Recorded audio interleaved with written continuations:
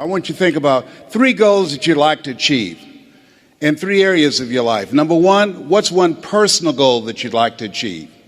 Why don't you think about that? My first personal goal was to buy my mother a home. I'm one of 7 children that my adopted mother adopted. And I feel like Abraham Lincoln, who said, "All that I am and all that I ever hope to be, I owe to my mother."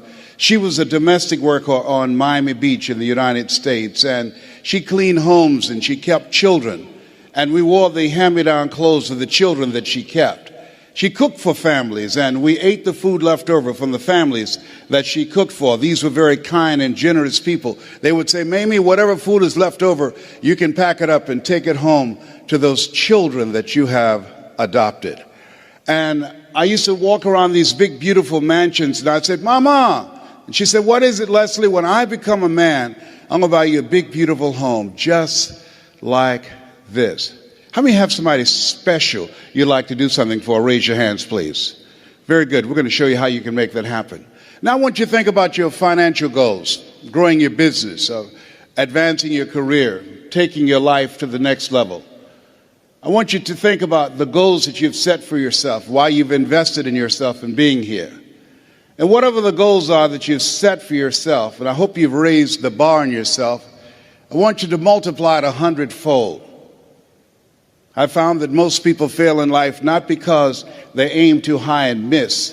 I found that most people fail in life because they do what I did for most of my life, aim too low and hit. And many never aim at all. Now I want you to think about your social contribution.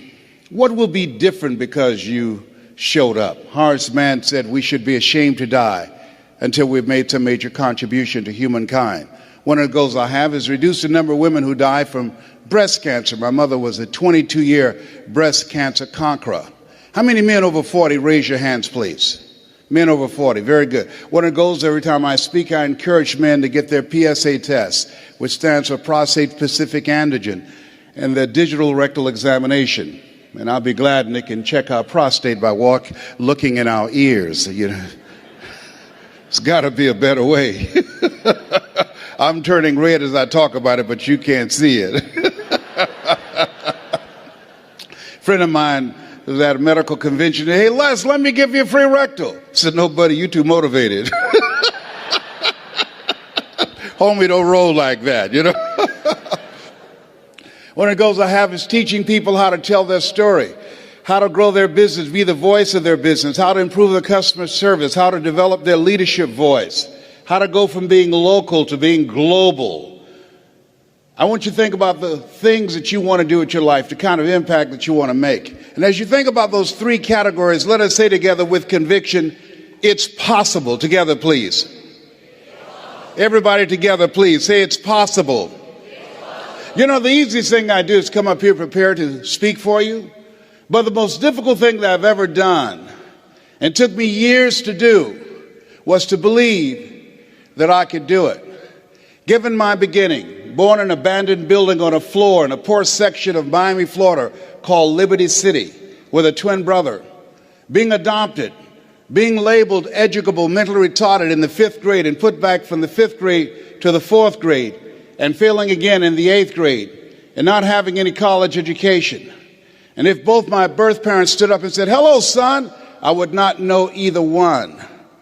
You know, I saw a movie late one night, and in this movie called Magnolia, Tom Cruise, and there was a line in there that said, "We might be through with our past, but our past is not through with us." How many of you know there are things that we've experienced that can impact the way we see ourselves? Raise your hand as you understand that. And so as you look at yourself and look at your goals, I want you to write this down. You don't get in life what you want, you get in life what you are. You have to create an achiever's mindset. You have to create that yourself. My favorite book says, "Be ye not conformed to this world, be ye transformed by the renewing of your mind." And what you're doing right now is an indication of what's most important. As you begin to invest in yourself, setting aside a time to be here. This is the era what the late Peter Drucker calls the era of the 3 C's: accelerated change, overwhelming complexity, and tremendous competition. And so as you look at yourself and look at your goals, setting aside time every day to work on your mindset, to expand your vision of what's possible for you. They did an interview with Warren Buffett, one of the richest men on the planet, as you're aware. And they asked him, what's the most important investment people can make today? And this was in the middle of the recession in the United States. Here's a guy that has billions of dollars in real estate, billions of dollars in the stock market. And he said the most important investment you can make is in yourself. Everybody repeat after me, please. Live full. Die empty. Say it again. Live full. Die empty. After having 238 radiation seed implants, I was reading one night some words by Dr. Howard Thurman, who was a mentor to Dr. Martin Luther King Jr., to Albert Schweitzer, to Mahatma Gandhi. He wrote, "Deep is the hunger, the voice of the genuine, the centering moment." As I was reflecting on his words, he said, the ideal situation for a man or woman to die is to have family members praying with them as they cross over. He said, but imagine, if you will, being on your deathbed and standing around your bed, the ghost of the dreams, the ideas, the abilities, the talents given to you by life, but you, for whatever reason, you never pursued those dreams. You never acted on those ideas. You never used those gifts. You never used those talents. And there they are staring at you as you're lying on your bed with large, angry eyes saying, we came to you, and only you could have given us life. And now we must die with you forever. And the question is, if you died today, what dreams, what talents, what abilities, what gifts, what ideas would die with you? One minister out of Lahama said, the wealthiest place on the planet, it's not in the Far East where there's oil on the ground. It's not in South Africa where there are diamond mines. He said, the wealthiest place on the planet is the cemetery. There you see potential never realized. There you find books never written. There you find ideas never acted on. Maybe that's why Henry David Thoreau said, oh God, to reach the point of death, only to realize that you've never lived. Only to realize that you've never scraped the surface of your potential. Let us say again, live full, die empty.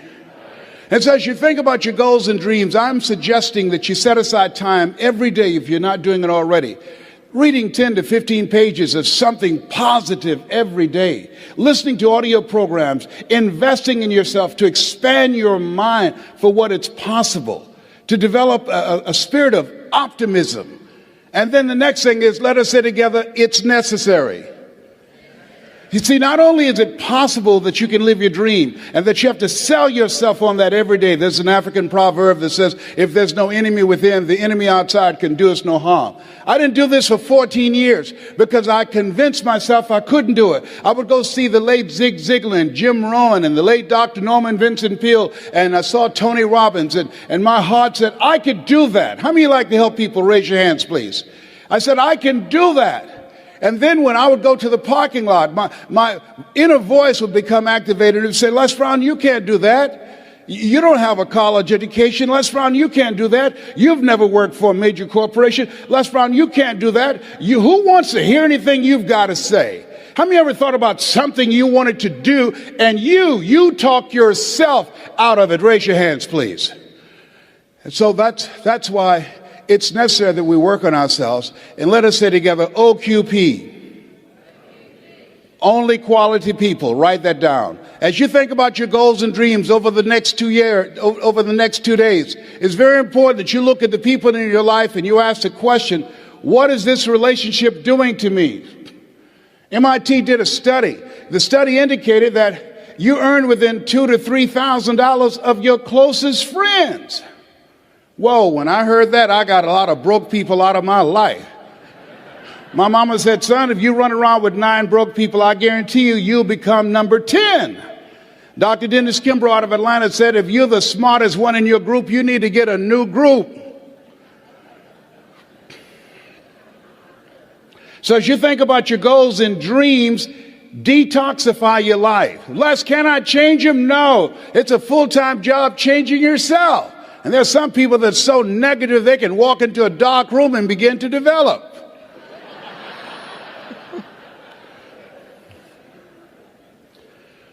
And so it's very important that you look at the people that's in your circle and begin to understand, are you growing mentally and emotionally and spiritually and professionally? Are they an asset to you or a liability to you? The other thing is, as you look at your goals and look at your dreams,